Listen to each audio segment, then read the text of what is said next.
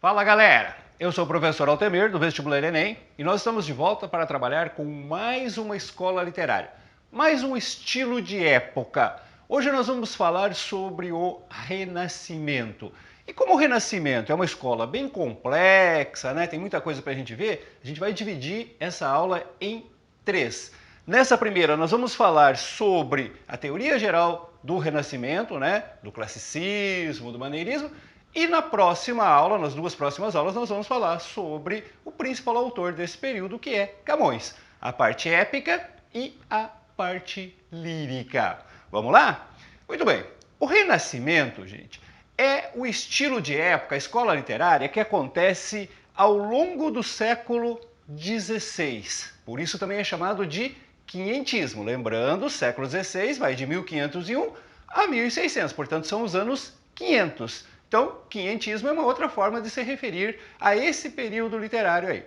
Na verdade, gente, o Renascimento não é apenas uma escola literária. O Renascimento é todo um movimento que aconteceu aí ainda no final do século XV, início do século XVI, e que, como diz o nome, fez renascer, retomou toda a cultura da antiguidade greco-romana. Então o Renascimento é isso, é o renascer do pensamento, da ideologia, da cultura de uma forma geral, da forma de se expressar artisticamente dos antigos gregos, dos antigos romanos. E como você já está acostumado, sempre que a gente começa um novo período literário, a gente começa vendo a situação de época.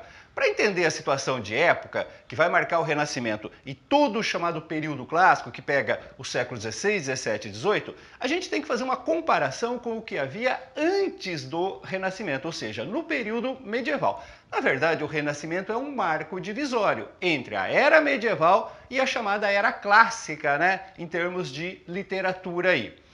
No período medieval, você lembra das aulas que nós vimos lá no trovadorismo, no humanismo? Prevalecia um sistema político-econômico chamado de feudalismo, chamado sistema feudal, onde a riqueza toda, né, o poder, vinha da posse da terra. Predominava também uma ideologia chamada teocentrismo, Deus é o centro de tudo. E essa situação toda fazia, principalmente a situação feudal, fazia com que o poder político não estivesse concentrado nas mãos dos reis. Havia uma certa descentralização política. Pois bem, com o Renascimento, isso tudo muda. Nós temos uma guinada aí de 180 graus, passamos para o outro extremo. No lugar da ideologia teocêntrica, nós passamos a ter agora o predomínio da visão antropocêntrica, do pensamento antropocêntrico. Basicamente, antropo significa homem. O homem passa a ser o centro de todas as atenções. Na prática, significa uma visão de mundo valorizando mais a vida terrena, a vida material. No teocentrismo, valoriza-se mais a vida espiritual. E junto com o antropocentrismo, nós temos também a valorização, né, de um conceito mais lógico, mais científico do mundo, de um conhecimento mais racional do mundo. Em termos de estrutura política e econômica, o feudalismo é substituído pelo mercantilismo. Agora, o poder, a riqueza, não vem mais exclusivamente da posse da terra. A principal fonte de riqueza passa a ser o comércio. E em consequência disso, nós vamos ter o surgimento das chamadas monarquias absolutistas. A classe comerciante que estava surgindo, futura burguesia, apoia a consolidação do poder nas mãos do rei em troca de o rei apoiar suas reivindicações comerciais, seus interesses comerciais. Então nós temos agora uma situação que é, como eu disse, o oposto do que nós tínhamos na Idade Média. Uma situação marcada pelo antropocentrismo, pelo mercantilismo e pela concentração do poder nas mãos do rei, as monarquias absolutistas. É nesse contexto que surge o que a gente chama de Renascimento. E como eu falei no início, o Renascimento não é apenas a literatura, o Renascimento ocorre em todos os campos. A arte do Renascimento costuma ser chamado de classicismo.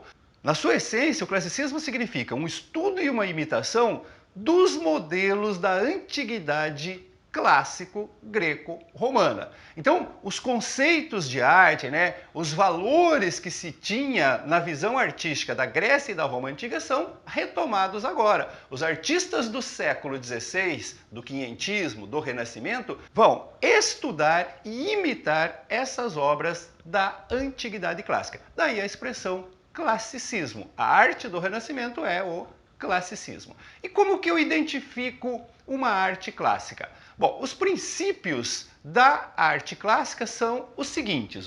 Primeiro, uma visão de mundo baseada no racionalismo universal. O artista clássico procura retratar o mundo, a realidade à sua volta, a partir de uma concepção racional. Com isso, ele passa uma imagem mais universal. Deixa de lado aquela visão muito subjetiva, muito baseada na emoção, na fé que tinha na Idade Média, e passa a representar o mundo de uma maneira muito mais objetiva, baseada na razão. Daí nós temos algumas características bem próprias da arte clássica. O artista clássico, ele prima pelo equilíbrio, pela clareza, pela simplicidade na exposição das ideias.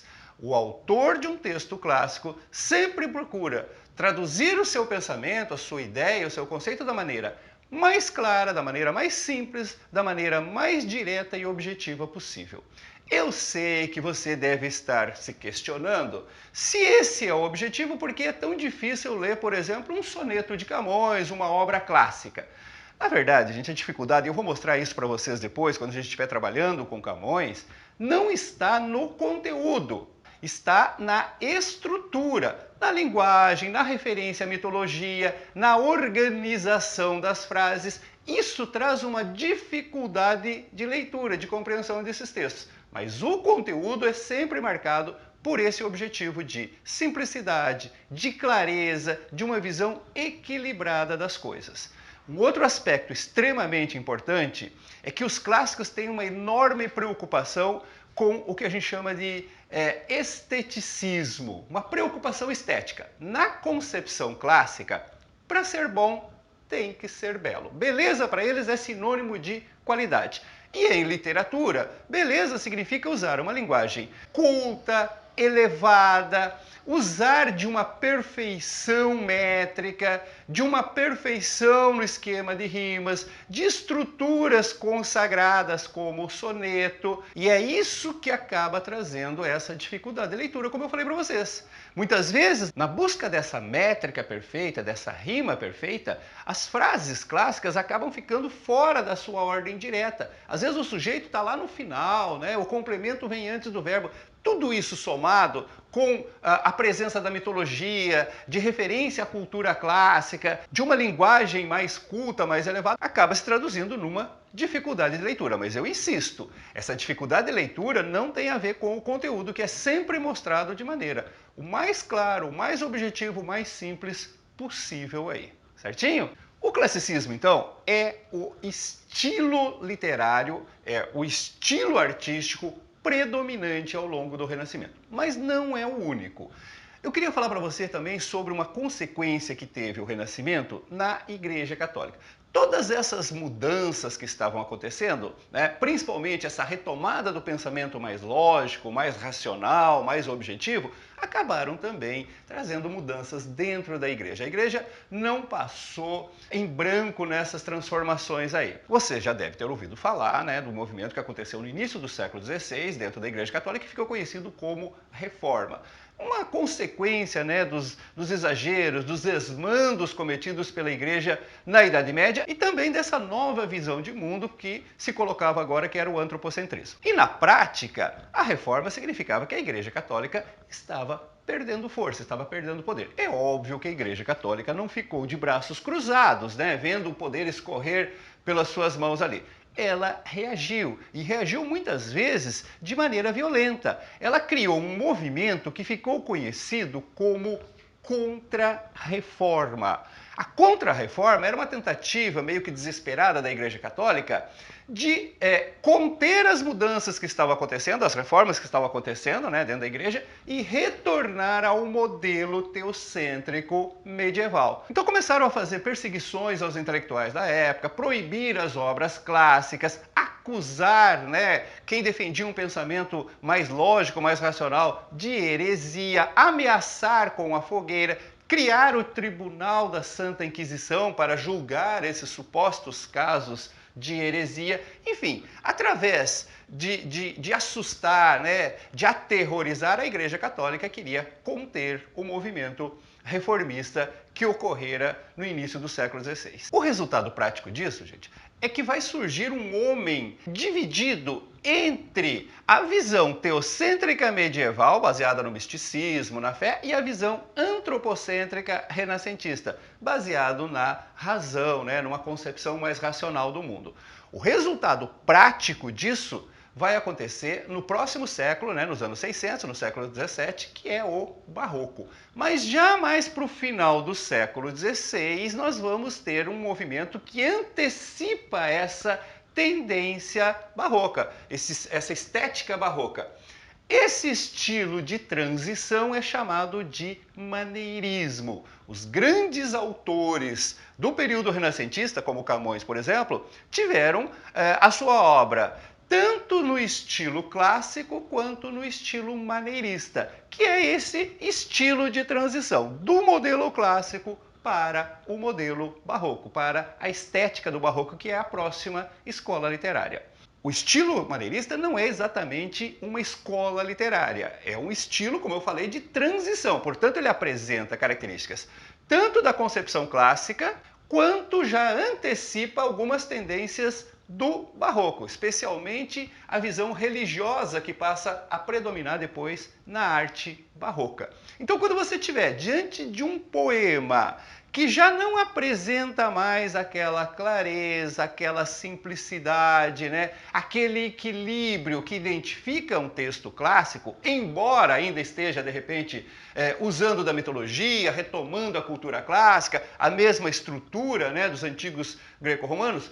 Apesar disso, por não ter mais essa clareza, esse equilíbrio, essa simplicidade, você já não tem mais um texto típico do estilo clássico. Então, entre as principais características do maneirismo, nós temos isso aqui, ó. Um certo subjetivismo místico, né, uma visão mais subjetiva do mundo, um certo desequilíbrio emocional, às vezes as emoções colocadas de uma maneira mais intensa, sem aquele equilíbrio clássico, uma visão mais obscura, mais complexa do mundo, um certo ornamentalismo desnecessário na frase, né? Um jogo de palavras, um jogo de contradições, de antíteses, de paradoxos, que serão a grande marca depois do barroco, que já começa a aparecer no estilo maneirista, e que tiram toda aquela clareza, aquele equilíbrio que marca o estilo clássico. Então, diante dessas características, nós identificamos um texto que já está nesse processo de transição para o próximo estilo, que é o barroco. Eu sei, você deve estar meio apavorado, falando assim, nossa, professor, mas está muito rápido, não estou entendendo isso. Não tem como ver um exemplo prático para comparar o estilo clássico com o estilo maneirista?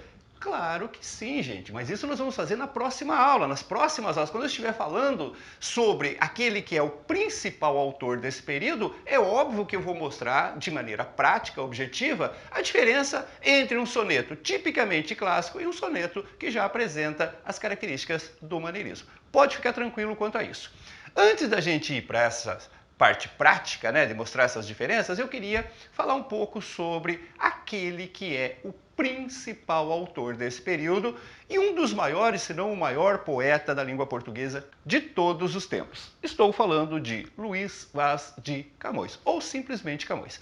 Apesar de toda essa fama que Camões desfruta hoje, a sua biografia é bastante falha, nós temos poucas informações. Camões, quando morreu, era um ilustre desconhecido. A fama toda dele foi construída após a sua morte. Por exemplo, a própria data de nascimento dele é uma incógnita, está vendo que tem um ponto de interrogação do lado. A data mais provável é 1525, mas não há certeza sobre isso.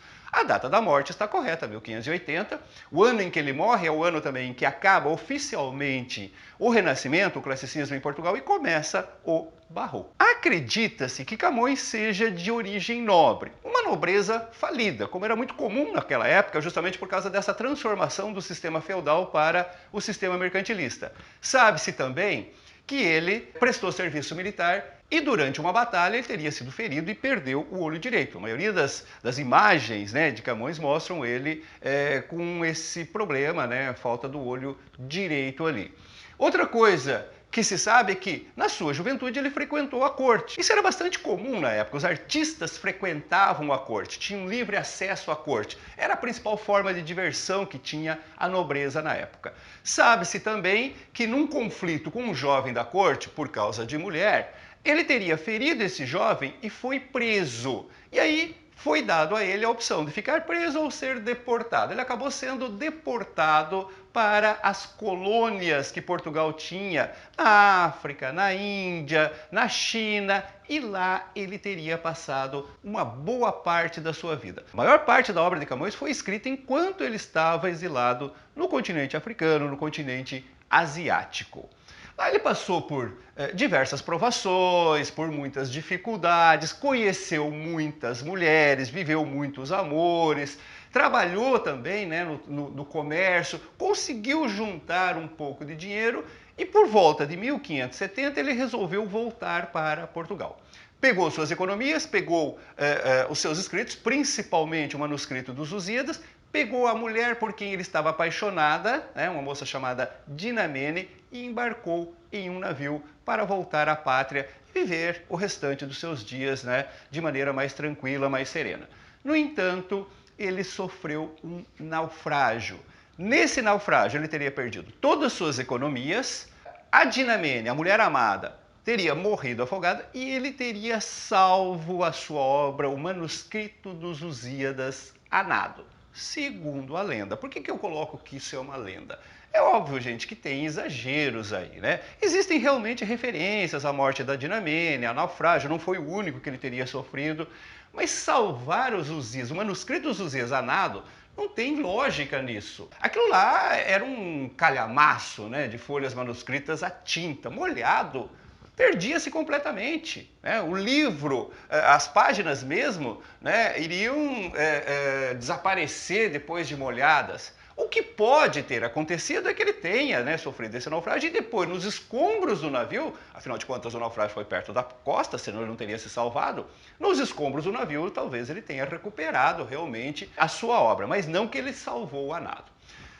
O fato é que ele chegou em Portugal, por volta de 1570, apenas com a roupa do corpo e os seus manuscritos. Ele estava relativamente tranquilo, porque ele esperava uma recompensa do Estado português pela obra que era os Lusíadas, pela epopeia que era os Lusíadas. A obra feita para exaltar, né, através de uma narrativa épica, os feitos portugueses, né, os reis de Portugal. Naquela época, o artista era recompensado, né, era mantido pelo Estado. E ele tinha consciência de que a obra que ele tinha feito era extremamente grandiosa e merecia uma boa recompensa. O problema é que só ele tinha consciência disso. Camões pegou Portugal num momento de franca decadência, né? Na verdade, o auge da sua decadência. O rei Dom Sebastião estava envolvido em guerras de conquistas externas e não deu o devido valor para a obra que lhe foi apresentada. Camões acabou recebendo um soldo miserável pela publicação dos Lusíadas, que foi em 1572, e morreu 8 anos depois em completa miséria, sendo que a obra dele só foi reconhecida depois. Hoje, a obra completa de Camões está dividida na parte épica, que é os Lusíadas, única obra que foi publicada em vida, 8 anos antes da morte dele, e a parte lírica, que são os seus poemas, especialmente os sonetos. Obra essa que só foi publicada pela primeira vez em 1595, portanto, 15 anos após a morte dele. É claro que nesse meio tempo muita coisa se perdeu da produção de Camões. No entanto, o que chegou até nós é suficiente para que Camões seja considerado quase que unanimemente o maior poeta da língua portuguesa de todos os tempos. Um autor frequentemente cobrado em provas de ensino médio e principalmente nos vestibulares. Então nós temos que dar uma atenção maior para esse autor aí. Na próxima aula, já estou convidando você para a próxima aula, nós iremos falar da parte épica de Camões, ou seja, vamos falar sobre os Lusíadas, a maior obra da literatura portuguesa de todos os tempos. Vamos esmiuçar os Lusíadas. Vamos falar sobre a estrutura dessa obra, vamos falar sobre o processo narrativo, sobre as características formais, enfim, tudo aquilo que pode, de uma maneira ou de outra, ser cobrado sobre esse clássico português aí. Certinho, gente? Então tá bom. Aguardo você na próxima aula para a gente dar continuidade ao estudo do Renascimento. Um abraço!